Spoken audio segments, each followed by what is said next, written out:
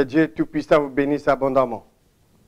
Avant toute chose, nous tenons à rendre grâce à l'Éternel Dieu Tout-Puissant pour toutes ces bénédictions qu'il a répandues sur nous durant l'année 2013. Nous tenons aussi à être reconnaissants à tous les compatriotes qui avaient soutenu d'une manière ou d'une autre les actions de PPVN durant l'année passée. Très chers compatriotes, en ce qui concerne l'année nouvelle, l'année 2014, nous vous posons la question suivante. Voulez-vous jouir pleinement de la vie, de tous les droits et de toutes les ressources que l'Éternel Dieu vous a données par sa grâce? Si la réponse est oui, si nous voulons réellement jouir de la vie dans tous ses aspects, de tous les droits et de toutes les ressources que l'Éternel Dieu nous a données par sa grâce, nous devons appliquer les principes ci-après. Premièrement, laissons le seul vrai Dieu régner sur nous et sur la RDC. Nous allons voir la réponse du prophète Samuel aux enfants d'Israël sur leur demande d'un roi. Dans le livre de 1 Samuel chapitre 8, du verset 6 au verset 8. Samuel vit avec déplaisir qu'il disait, « Donne-nous un roi pour nous juger. » Et Samuel pria l'Éternel. L'Éternel dit à Samuel, « Écoute la voix du peuple dans tout ce qu'il te dira, car ce n'est pas toi qui le rejettes, c'est moi qui le rejette, afin que je ne règne plus sur eux.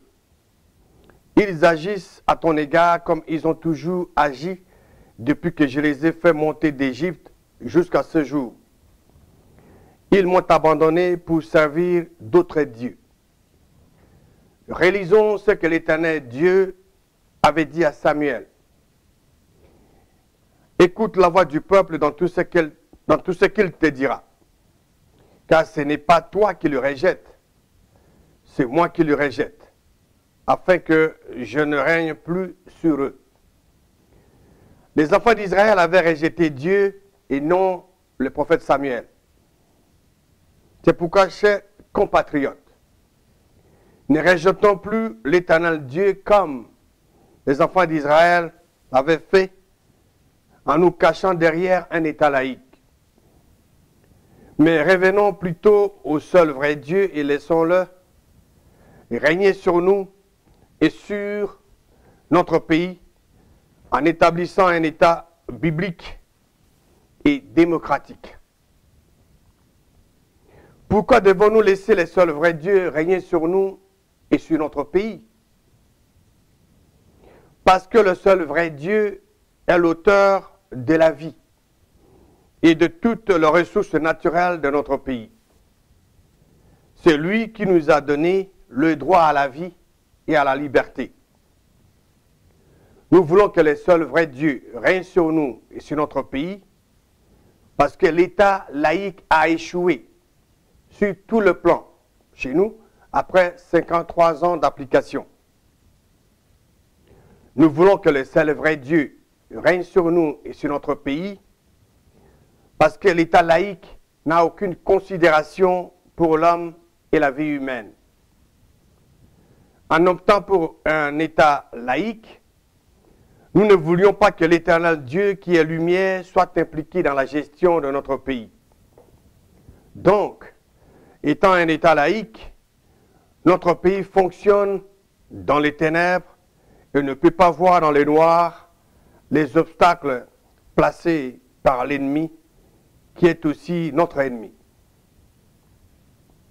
Et cet ennemi de Dieu, notre adversaire, est le prince des ténèbres. Nous voulons que le seul vrai Dieu règne sur nous et sur notre pays parce qu'il avait déjà tracé une excellente voie à suivre pour nous dans sa parole.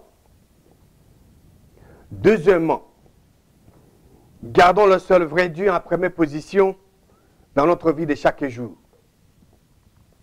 La meilleure voie de garder notre nation réellement libre est de revenir au seul vrai Dieu et d'accepter qu'il règne sur nous et sur notre pays pour notre propre bénédiction et celle de notre nation.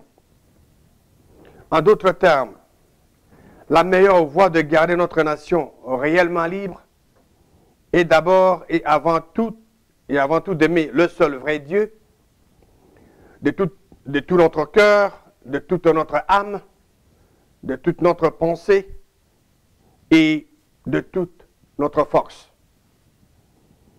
Matthieu chapitre 22, versets 36 à 38 nous dit, « Maître, quel est le plus grand commandement de la loi ?» Jésus lui répondit, « Tu aimeras le Seigneur ton Dieu de tout ton cœur, de toute ton âme et de toute ta pensée. C'est le premier et le plus grand commandement. Quand nous aimons Dieu, alors nous devons garder ces commandements qui ne sont pas pénibles. Les commandements de Dieu ne sont pas écrasants. Premier épître de Jean, chapitre 5 et au verset 3, nous dit « Car l'amour de Dieu consiste à garder jalousement comme un trésor ses commandements. Et les commandements de Dieu ne sont pas pénibles. Comme je l'ai dit, ils ne sont pas écrasants. Et quand les hommes ne parviennent pas à garder le vrai Dieu en première position, ils apportent l'esclavage sur eux-mêmes, d'abord spirituellement, puis dans d'autres catégories. Troisièmement, faisons confiance en Dieu et non aux hommes. Jérémie chapitre 17, versets 5 à 8. Ainsi parle l'Éternel. Maudit soit l'homme qui se confie dans l'homme, qui prend la chair pour son appui et qui détourne son cœur de l'Éternel. Il est comme un misérable dans le désert et il ne voit point arriver le bonheur. Il habite le lieu brûlé du désert, une terre salée et sans habitants. Béni soit l'homme qui se confie dans l'Éternel et dont l'Éternel est l'espérance. Il est comme un arbre planté près des eaux et qui, étend ses racines, vole au courant. Il n'aperçoit point la chaleur quand elle vient et son feuillage reste vert. Dans l'année de la sécheresse, il n'a point de crainte et il ne cesse de porter du fruit. La seule façon de placer votre confiance en Dieu est de placer votre confiance à la parole de Dieu. Parce que la vraie vie est là où la réalité de la parole de Dieu est manifestée. Les paroles de la parole de Dieu sont esprit et vie. Cette parole de Dieu est la vérité. La connaissance et l'application de cette vérité libèrent les gens de l'emprisonnement et de l'esclavage. C'est pourquoi, si vous êtes trop occupé à lire et à appliquer cette parole de Dieu chaque jour, vous êtes trop occupé à vivre. Puissance pour la vie de notre nation vous rappelle de ne jamais oublier que le seul vrai Dieu couvre toutes les situations dans la vie, soit par sa parole ou révélation. Comment Dieu qui est esprit peut-il régner sur nous et sur notre pays? En bâtissant notre nation sur le principe immuable de la Bible, parce que la Bible est la parole et la volonté révélée de Dieu. Psaume 127, verset 1 nous dit, « Si l'Éternel ne bâtit la maison, ceux qui la bâtissent travaillent en vain.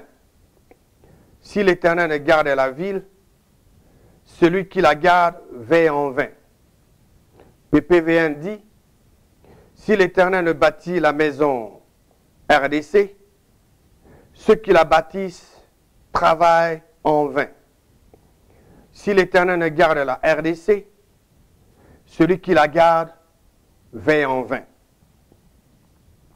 Comment Dieu, qui est esprit, peut-il régner sur nous et sur notre pays, en établissant un État biblique et démocratique dans notre pays? La Bible, qui est la parole de Dieu, est quelque chose à laquelle faire confiance, quelque chose sur laquelle baser notre vie, quelque chose sur laquelle bâtir la nation congolaise, dans laquelle mettre tout notre cœur et toute notre âme. La parole de Dieu a beaucoup à dire sur le gouvernement et les dirigeants gouvernementaux. Il a beaucoup à dire sur la façon dont une nation peut mieux fonctionner économiquement, politiquement, judiciairement et dans d'autres nombreuses catégories. La parole de Dieu fera un excellent travail dans la transformation de la vie de nos populations, plus que ce qu'un gouvernement peut faire. Comment Dieu qui est esprit peut-il régner sur nous et sur notre pays? En élaborant une nouvelle constitution et les lois de notre pays sur base de principes immuables de la parole de Dieu, afin d'éviter qu'elles ne soient plus jamais taillées sur mesure pour protéger seulement les intérêts de certains individus.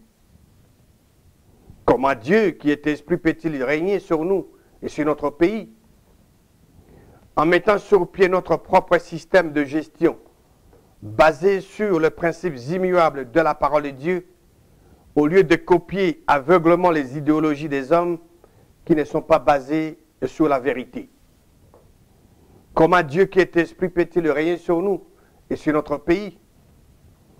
En confiant la gestion de notre pays à tous les niveaux, aux Congolais et Congolaises qui aiment le seul vrai Dieu, aux hommes et femmes qui sont intègres et capables, aux hommes et femmes qui sont ennemis de la cupidité, de la corruption et de la trahison, aux Congolais et Congolaises qui sont toujours avec le peuple, qui connaissent et partagent les situations difficiles de nos populations. Comment Dieu qui est esprit peut-il régner sur nous et sur notre pays? En faisant tout pour la gloire du seul vrai Dieu, pour la bénédiction du peuple congolais et pour l'intérêt supérieur de notre nation.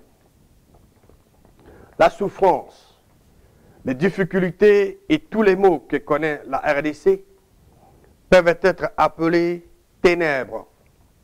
C'est pourquoi nous devons introduire la parole de Dieu qui est lumière pour dissiper les ténèbres. Bâtissons notre nation en prenant des lois et en élaborant notre constitution sur base de la parole de Dieu qui est lumière pour mettre hors d'état de nuire les ténèbres qui nous enveloppent. Mettons la parole de Dieu dans nos cœurs et dans nos intelligences et agissons conformément à cette parole, car elle seule peut nous assurer la délivrance complète des ténèbres de ce monde. Faisons alliance avec le seul vrai Dieu et formons la majorité avec le Dieu Tout-Puissant pour la délivrance réelle de notre nation et pour notre propre bénédiction. Que 2014 soit pour vous tous une année de délivrance sur tous les aspects, de prospérité à tous égards et de très bonne santé. Que Dieu Tout-Puissant vous bénisse abondamment et qu'il bénisse la République démocratique du Congo.